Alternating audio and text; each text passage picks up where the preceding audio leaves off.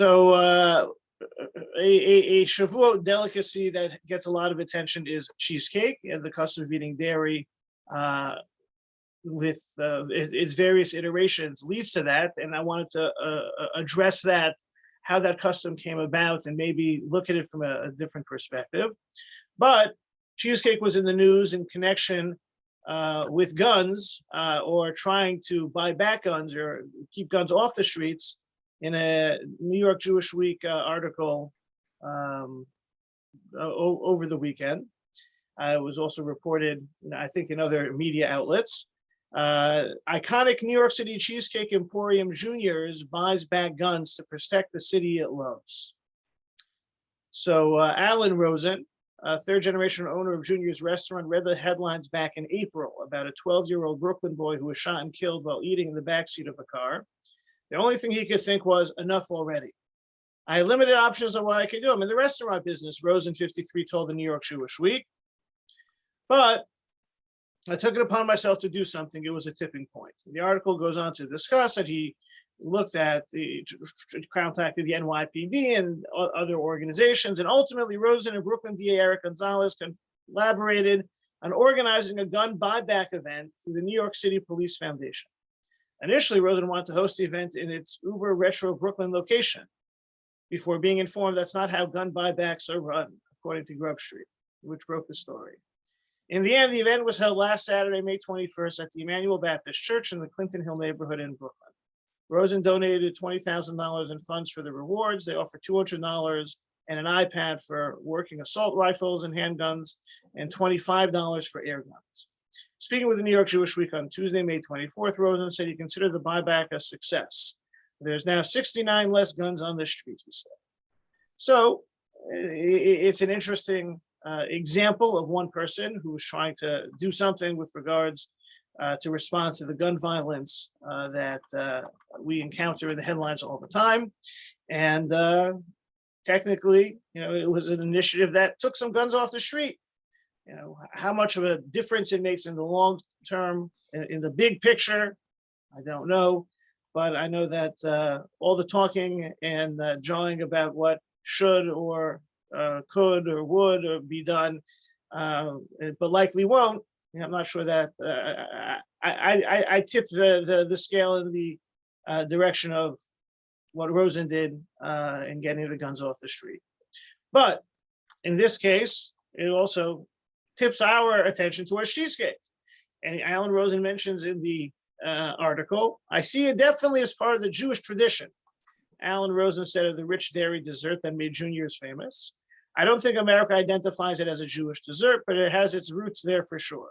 We came here from Eastern Europe. We brought our recipes to the Lower East Side, and we went from there. So the article pivots to whether cheesecake is Jewish or not. Technically, it's not. The origins of cheesecake go back to Romans. Certainly the Romans and Jews had interaction, but there's nothing uniquely Jewish about cheesecake. But Shavuot is certainly the holiday when we have a practice, a custom of eating dairy, or many have that practice. And cheesecake became one of the dairy items of choice. We could probably have a discussion as to if you have the custom of eating dairy on Shavuot, is that custom express itself in cheesecake or in blintzes? And which of those is more of which of them has a longer Jewish history? It would probably depend on where geographically you come from. But I can only speak from my experience. It was both. Blintzes and cheesecake were both on the table. But dairy, Shavuot is the dairy holiday. Now, Shavuot is also the holiday that has very little in the way of actual ritual, in terms of formal ritual. You think about Pesach, ritual supreme in terms of the Seder.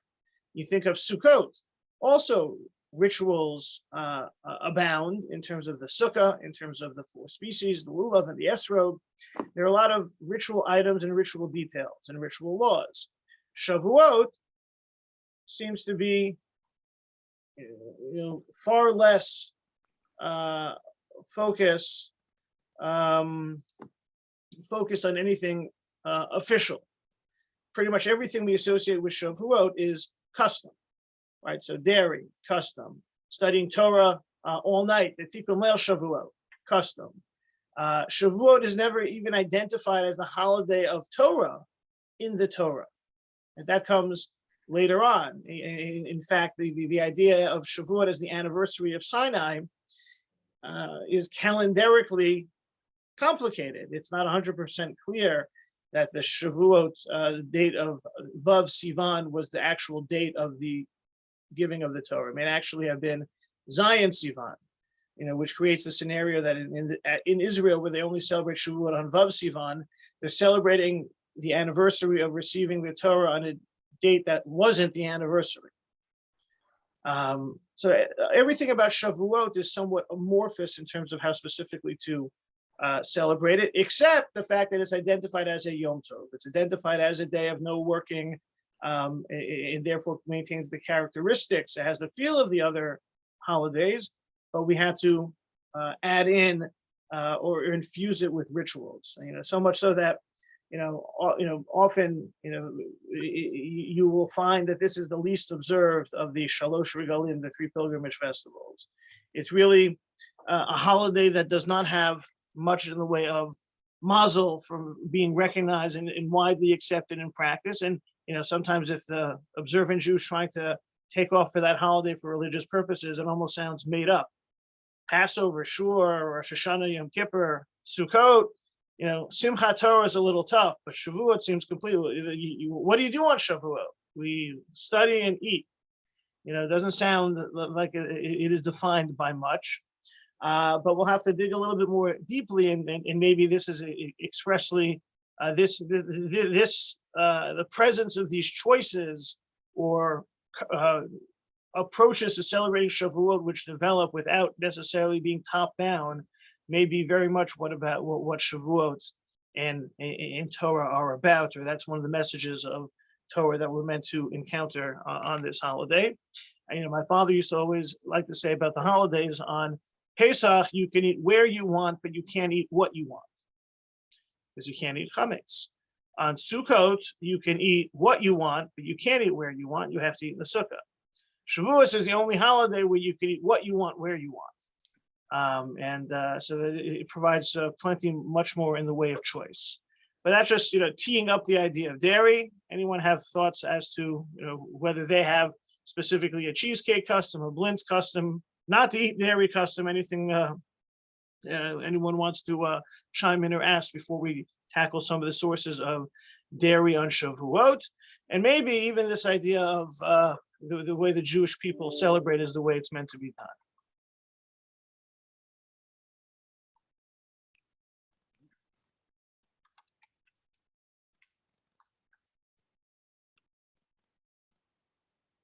Okay, so with the idea of dairy, the Torah, the Bible does describe dairy in spiritual terms. Shir HaShirim, Song of Songs, which is a love story between a man and a woman, and it also represents the love story between God and Jewish people. The bride is described as sweetness drops from your lips, O bride. Honey and milk are under your tongue, and the scent of your robes is like the scent of Lebanon. So it's dvash v'chalav tachat lishonech. That's describing a certain appearance, a certain elements by which the beloved, it draws the attention of her beloved. And but the expression dvash v'chalav tachat lishonech, what is it meant to represent in terms of its what is it meant to represent in terms of its symbolism between God and Jewish people? Well, it's describing what is it that's on the tongue of the Jewish people all the time. What is it? Words of Torah, of spirituality, of connection to God. So dvash v'chalav tachat lishonech seems to be describing the utterances of the Jewish people.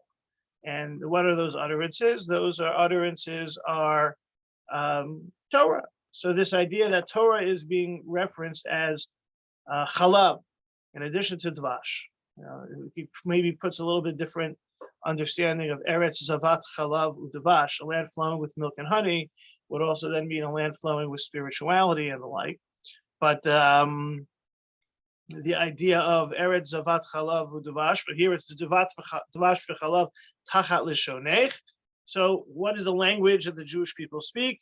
The Jewish people speak the language of Torah. Torah is referenced here as Chalav. Shavuot is Torah. Ipso facto, Shavuot is the dairy holiday. That is one of the biblical references that is used for the idea of Torah as dairy, Torah as sweetness. Shavuot is Torah. Shavuot has dairy. Maybe it's also a direction of having sweet dairy. Maybe it takes us into the cheesecake discussion also. But I think certainly cheesecake is much more cultural and not necessarily. You're not going to find an answer to the question of cheesecake min haTorah minayin, or where do we find cheesecake in the Torah? But we do find sweet dairy as representing Torah in the Bible in Shir HaShirim. And with regards to Shavuot as a holiday for dairy, being part of the legal tradition, here we come to the Ramah, Rabbi Moshe Isserlis. He is writing, for Ashkenazic Jews. So he says that we have a custom everywhere throughout the Ashkenazi community to eat dairy food on the first day of Shavuot. And it seems to me that the reason is, it's like the two foods that are taken on the evening of Pesach, a reminder of the Korban Pesach and a reminder of the Korban Chagiga, right? The two offerings, the Passover offering and the holiday offering. So too, we eat a dairy food followed by a meat food, and we bring them with them two loaves on the table in place of the mizbeach, of the altar, and thus will be a reminder of the two loaves that were brought on the day of the Bikurim. So the Ramah connects the practice of dairy. Ramah connects the practice of dairy with the offerings of the holiday. The fact that similar to Passover, we eat on Pesach things which relate to the sacrifices of the Pesach holiday, Korban Pesach, Korban Chagiga. Shavuos has a offering; it's a bread offering. Shtei halechem, we bring two loaves of bread, and two loaves of bread. And so therefore, the Ramah is saying, why do we have two loaves of bread? Well, we have two loaves of bread. It must be one for the dairy and one for the meat. Doesn't really seem to be so direct, but it's kind of why we're having two loaves of bread, other than to have one with the meat meal and one with the dairy meal. There are a few questions which can be asked about this text of Ramah. Anyone have any questions based on what the Ramah says compared to our practices today?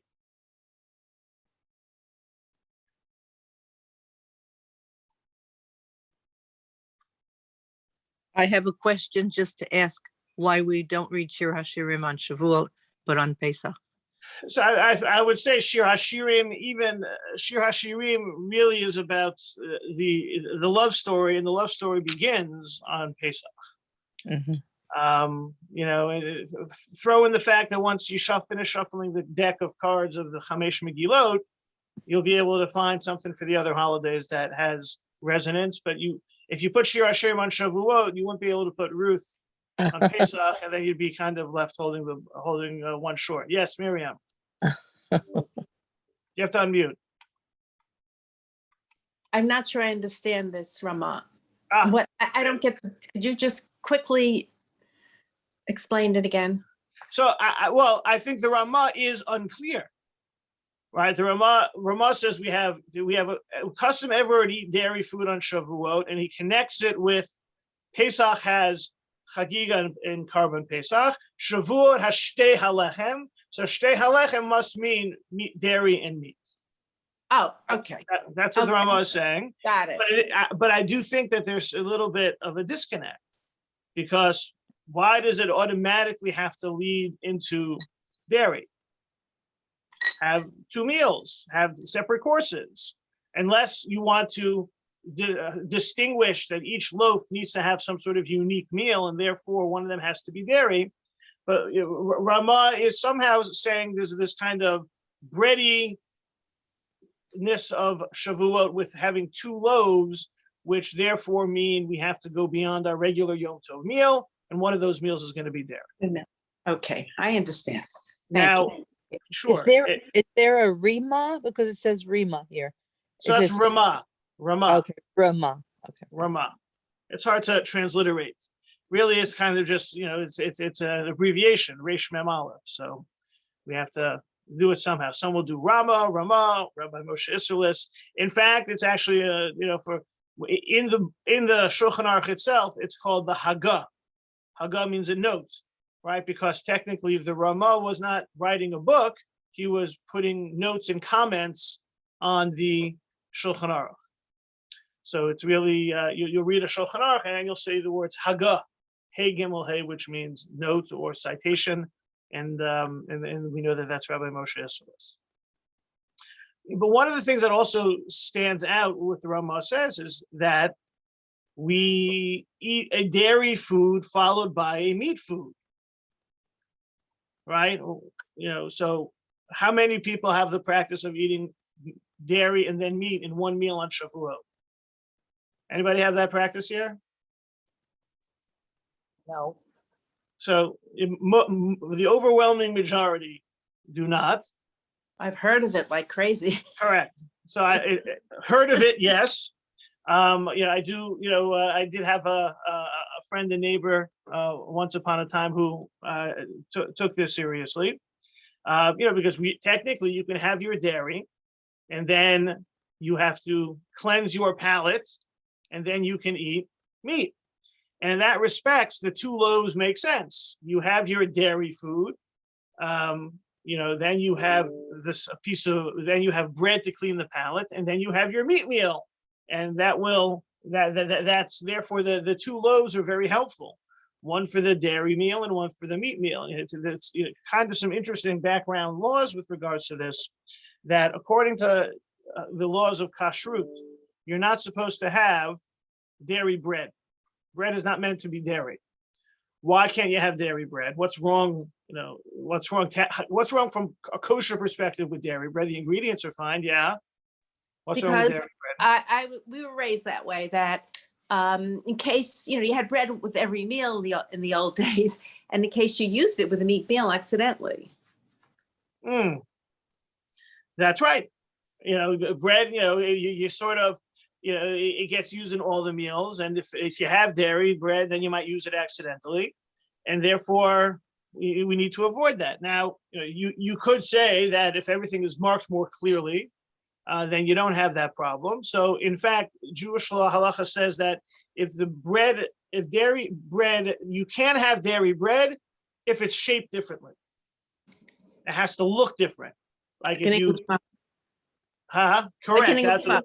So Miriam points out the English muffins were often discussed because they were dairy. I don't know if they still are dairy, but they were. Thomas's English muffins were dairy and were kosher certified dairy. And the question was, how is it possible for it to be certified kosher dairy if you can't have dairy bread? And the response was, they have a different shape. They have a distinct shape. You're not going to put your salami sandwich on an English muffin. You'll never do that, even though it just seems sacrilegious because it has to be on rye. But you also can't, you would never make that mistake.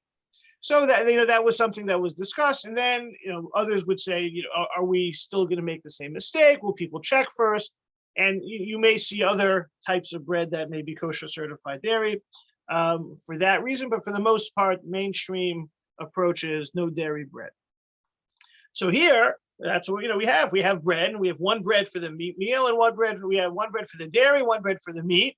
You, of course, have the dairy, then you have the meat, and everything ends up well, right? Usually we wouldn't have the meat first because that would turn into one giant long meal. I have heard that there are some very long weddings in some communities in Europe that they will go long enough that they will have a dairy dessert. If the wedding lasts long enough.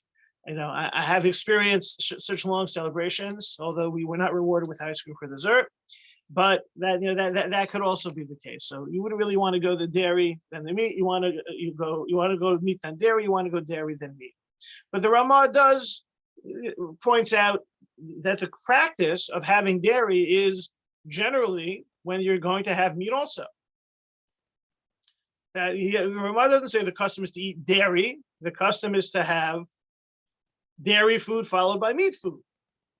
And that does not seem to have caught on. And so maybe we have to back away from the Ramah's reasoning of the two breads to maybe dairy makes another has another reason for appearing on the Shavuot menu.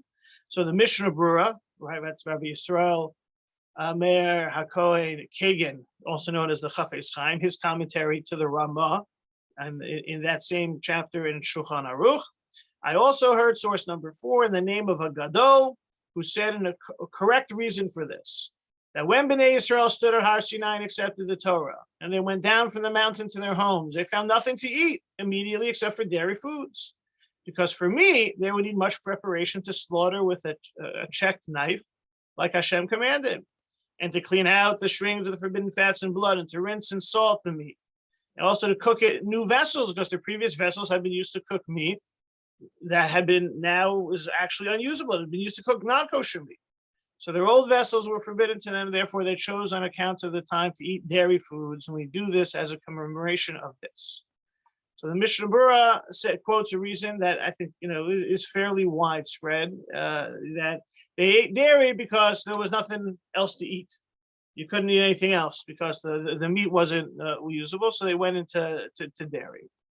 Now, that would work then, but what about now? We don't have that problem. So because of that, the idea is that if on Shavuot we are trying to connect ourselves with that original Sinai experience, if so, then what we're going to do is we're going to celebrate like them. And you think about it, that there are other aspects of the Sinai experience that have crept into Jewish observance and practice. There's a practice of having greenery, having flowers, or decorating the synagogue or the bima on Shavuot, and that connects to the fact that Mount Sinai was adorned with beautiful greenery or vegetation. It sprouted in honor of the occasion.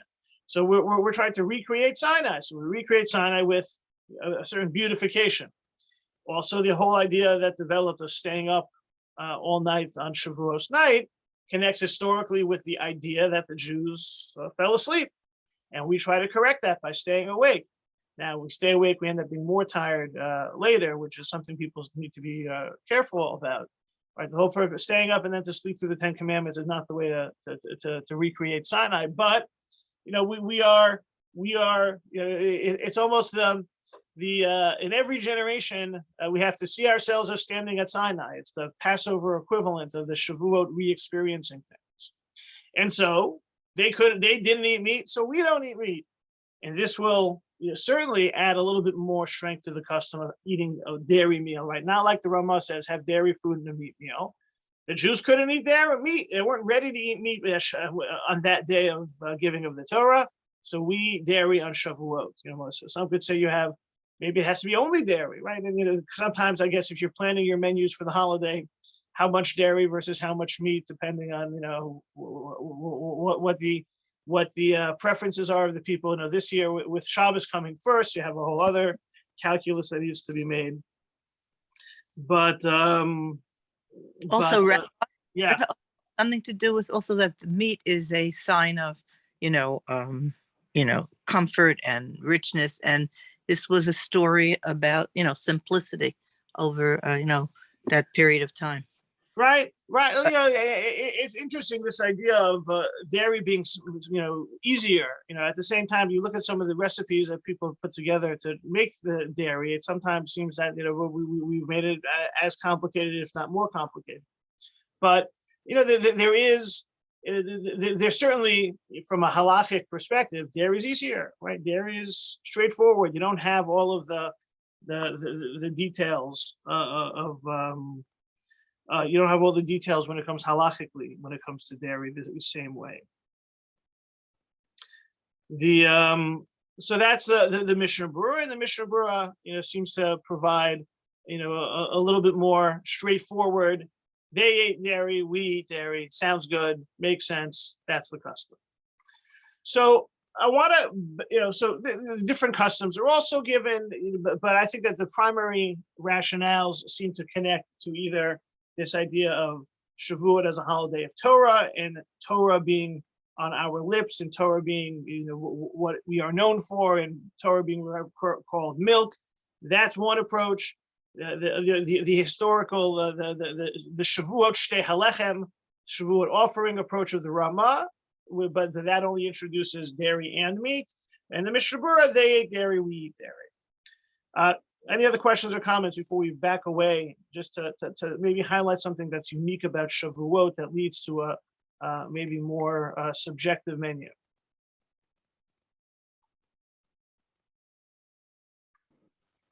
Rabbi, So, yeah. Aviva, Yeah. is there any connection between the period of mourning and meat or dairy? Like, one doesn't come home from, let's say, the cemetery and burial and eat a big meat meal. You have something theoretically. I think technically that's preference, taste, and choice, right? The onain is not supposed to eat meat, Right. but the avel is allowed to eat meat. That's one of the things that is unique. We often talk about the 9 days being a period of mourning and we don't eat meat, but it's different. It's one of the springboards for the discussion that the mourning of the 9 days is a different kind of mourning. And this is something Rav Soloveitchik spoke about, the idea of what he called the avelut chadasha and avelut yeshana. Right, there's mourning for the old and there's mourning for the new. And new mourning that we have over a relative, has a certain directives and certain practices that are part of that, and that are more immediate, more visceral over the loss that just took place, in terms of the way the tearing and the sitting and the no greeting and the not having Torah study and the like. The 9 days are a little bit different because we're trying to recreate a connection with something that took place a long time ago. So I would say that the no meat in that first meal sometimes just is custom. It's what's more available, what's more relevant, more palatable, something like that. Once you start talking about round foods, right? Round foods are bagels, right? Round foods could also be meatballs, technically, I guess, but the bagels are much more part of our tradition, as we've seen before, also. Okay. So the Talmud describes, we know that we Jews celebrate Shabbos and Yom Tov with food and in celebration, but the Talmud describes that how much of the holiday is celebratory and how much of it is spiritual. So source number 5, Psachim 68b, Rabbi Eliezer says a person has nothing but to choose on a festival. He either eats and drinks or sits and learns the entire day. There's no specific mitzvah to eat on the festival. So Rabbi Eliezer says you have a choice. This is basically all eating or all studying. He calls it kulo lachem or kulo laHashem. It's either all for you or all for God. If you want to sit and study all day and not eat, that's fine. Rabbi Yeshua, on the other hand, says divide the day, half of it for eating and drinking, and half of it for the study hall. He holds that eating and drinking are obligatory on the festival. Right? The idea of a holiday is meant to be some for God and some for us. Chatzi l'Hashem and chatzi lachem. You wake up, you go to shul for a couple hours, you come home, you eat and drink and celebrate, relax, you go back to shul. It's kind of splitting the day. Rabbi Yochanan comments that both of them derive their opinions from one verse, right? The two of them address the same textual difficulty. One verse of the Torah says, "It shall be an assembly for the Lord your God, you shall do no labor," which indicates that the day is set aside for the divine service. Another verse says, "It shall be an assembly for you, you shall do no servile labor," which indicates a celebratory assembly for the Jewish people. Rabbi Eliezer holds that the two verses should be understood as offering a choice. The day is to be either entirely for God or entirely for you. Rabbi Yeshua holds that it's still possible to fulfill both verses, split the day in two, half for God and half for you.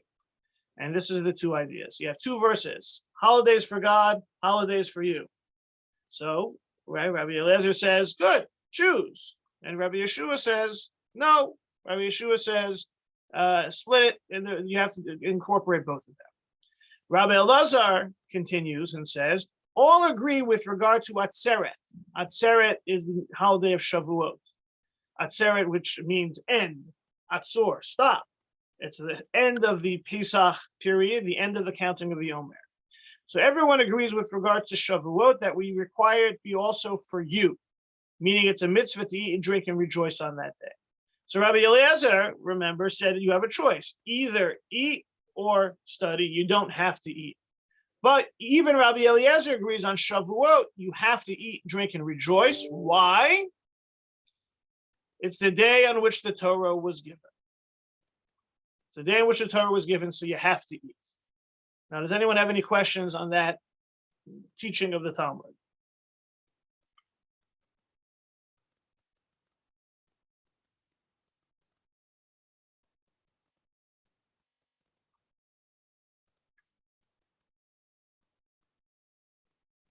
So Rabbi Eliezer teaches that everyone agrees, even Rabbi Eliezer, that on Shavuot you must eat because it's the day the Torah was given. I would not really think that you have to eat because the Torah was given on that day, right? I would think that this would more likely support the idea that on Shavuot everyone agrees you have to devote it to God because it's the day the Torah was given. Right, for Rabbi Yoshua, who says you always divide the holidays, he always says each holiday has something for God and something for us. But Rabbi Eliezer, who says you have a choice, he says that on Shavuot, you don't have a choice when it comes to eating and drinking. You have to eat and drink on Shavuot because it's the day the Torah is given. It would seem the day the Torah is given would seem to support a more spiritual approach to Shavuot. Why is the fact that Shavuot is the day the Torah was given, does that support physical enjoyment, celebration on Shavuot? And some of the commentaries skirt around this issue. They're not really so bothered because at the end of the day, we usually combine the holidays with both spiritual and physical pleasures. But it seems strange that because Shavuot is the day the Torah was given, that's the day we have to eat something. We should be focused more on the spirituality of the day rather than the physicality of the day. So an approach is suggested to help explain what Shavuot and receiving the Torah represent from another Gemara, a story in Shabbat, 88b, 89a, source number 6. Rabbi Yeshua ben Levi said, when Moses ascended on high to receive the Torah, the ministering angels said before the Holy One, blessed be he, Master of the universe, what is the one born of a woman doing here among us? The Holy One, blessed be, said to them, he came to receive the Torah. The angel said before him, the Torah is a hidden treasure that was concealed by you 974 generations before the creation of the world, and you seek to give it to flesh and blood? The rightful place of God's majesty, the Torah, is in the heavens. So Moshe is coming up to receive the Torah, and the angels are protesting. And they're saying, why should human beings get the Torah? The Torah is so holy. The Torah is so spiritual. The Torah is so foundational, right? It's a tradition that it is the source of everything in this universe. It pre-existed the universe. Why would you give that to flesh and blood? Why would you give that to human beings? So God says, they have a good point. Right? The Holy One, blessed be he, said to Moses, provide them with an answer as to why the Torah should be given to the people. So Moses says, sure, but Master of the universe, I'm afraid they'll burn me with the breath of their mouths. God said to him, grasp my throne of glory for strength and protection, provide them with an answer. Kind of an interesting side note as to the power that angels have, kind of like, shooting, fiery breath, as well as this idea that there being this anthropomorphic throne that's going to offer Moshe protection. Just a unique anthropomorphic side note. Okay, so Moshe is now protected. So he said before, Master of the universe, the Torah that you are giving me, what is written in it? God said to him, I am the Lord your God who brought you out of Egypt, the house of bondage. Moses said to the angels, did you descend to Egypt? Were you enslaved to Pharaoh? Why should the Torah be yours? Again, Moses asked, what else is written in it? God said to him, you shall have no other gods before me. Moses said to the angel, you dwell among the nations who worship idols that you require this special mourning? Again, Moses asked, what else is written in it? The Holy One, blessed be, said to him, remember the Shabbat day to sanctify it. Moses asked the angels, do you perform labor that you require rest from it? Again, Moses asked, what else is written in it? Do not take the name of the Lord your God in vain, meaning it's prohibited to swear falsely. Moses asked the angels, do you conduct business with one another that may lead you to swear falsely? Again, Moses asked, what else is written in it? The Holy One, blessed be, said to him, honor your father and your mother. Moses asked the angels, do you have a father or mother that you render commandments, render the commandment to honor them relevant to you? Again, Moses asked, what else is written in it? God said to them, you shall not murder, you shall not commit adultery, you shall not steal. Moses asked the angels, is there jealousy among you, or evil inclination within you that would render these commandments relevant? Immediately, the angels agreed with the Holy One, blessed be he, that he made the right decision to give the Torah to the people, as it is said, God, our Lord, how glorious is your name in all the earth, while that your majesty is placed above the heavens, is not agreed with God that it is appropriate to give the Torah to the people on earth. So essentially, why is it that human beings deserve the Torah?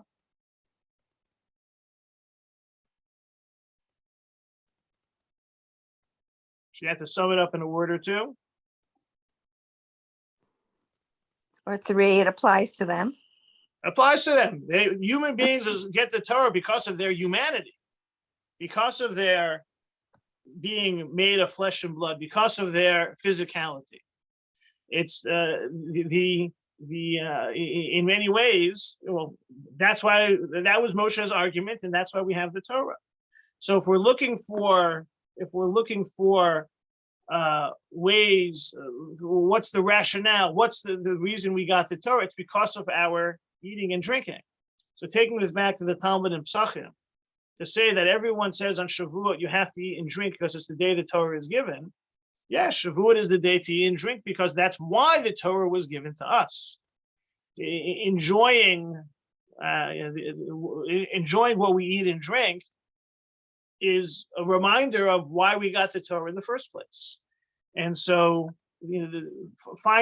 taking on the practices of eating and drinking on Shavuot that are the ones that we enjoy, that speak to our preferences, certainly makes sense.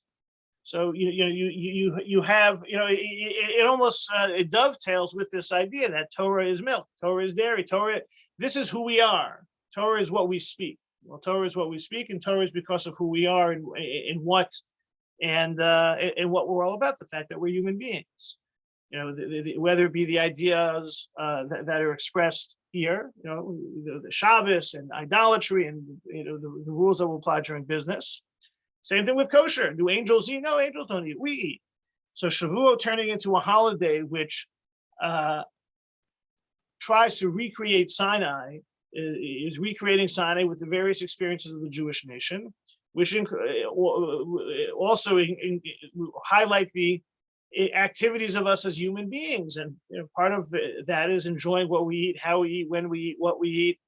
And if you have a little bit of a tipping point over towards dairy, whether it's the Shir HaShirim or Ramah or Mishnah Berurah, then you don't really need a solid rationale. You follow the preferences, right? You don't like dairy, don't eat dairy. With regards to meat on Yom Tov and how that plays out for vegetarians, it's very much the same thing. However, the Talmud does seem to objectify enjoying the holiday as being around meat. Doesn't necessarily obligate it to be eaten, but it's a little bit of a separate conversation. But here we're seeing enjoy the holiday. What you enjoy is based upon your preferences, your choices, your being a human. That's who we are. Find a way of channeling that into the celebration of Shavuot. And that mandate led to some of the tipping over into dairy. So eat dairy. You don't want to eat dairy, you don't have to eat dairy. This idea that you have to how many kazesim of cheesecake you have to be yotzi, and how many meals, how many pieces, is definitely not the case. But finding those ways to celebrate Shavuot that help that are manifest based on who we are as human beings, that's really what Shavuot is about. Shavuot is the idea we call Torah Eitz Chaim Hi, It's a tree of life. Torah is life. Torah is living. So Shavuot is meant to be celebrated in a similar way, which combines various customs of significant holiness, the mystical visions that are connected with the Haftorah of Shavuot, the staying up all night. The famously Rabbi Yosef Karo describes, kind of a malach, an angel appearing to them from staying up all night. So Shavuot goes in a very spiritual, mystical direction, because that's part of Torah, and Shavuot also goes in a physical direction because that's part of Torah. And that is why everyone thinks on Shavuot it has to be lachem, it has to be for you, it has to be for us, as we're supposed to express ourselves based on who we are and what is important to us through the celebration of Shavuot. Questions, comments, or reactions? It all goes also to the second bayit of Shema, which is the partnership of partnership of Hashem and the people. The Yivullah, Tirosh, Necha. Right. Well, look, you're correct. I think there's something to be said that very often the Torah will utilize language that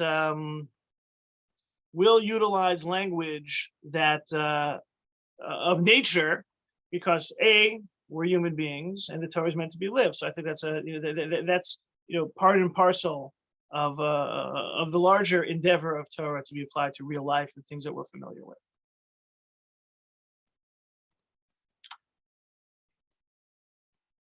So now that we've covered, the sources, the important question is, which is your favorite cheesecake? Some people are purists. Some people will shake it up a little bit. Parv cheesecake is the best. Yes, it's actually interesting. There was a time in my youth that I did not eat cheesecake, but I only ate parv cheesecake. But all right.